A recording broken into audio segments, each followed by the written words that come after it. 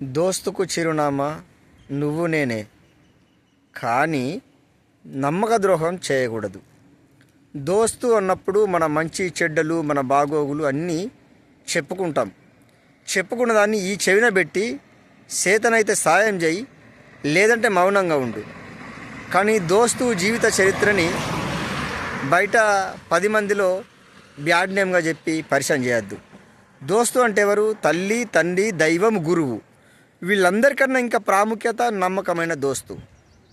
ఆ దోస్తు విషయంలో మన ఇంటి బాగోగులు మనం చెప్పుకున్నప్పుడు అర్థం చేసుకొని ముందు భవిష్యత్తుకు దారి చూపు, లేదంటే ఆలోచించి దారి వెతుకు. కానీ నమ్మక ద్రోహం చేయకు నేస్తమా. మనం కలిసి ఉన్నన్ని రోజులు కలకాలం నిలిచేది మన స్నేహం ఒక్కటే. స్నేహాన్ని కాపాడుకుందాం. స్నేహంకు నమ్మక ద్రోహం చేయకుండా నిలుద్దాం. సమాజంలో చాలా విలువైనది అన్నిటికంటే స్నేహం.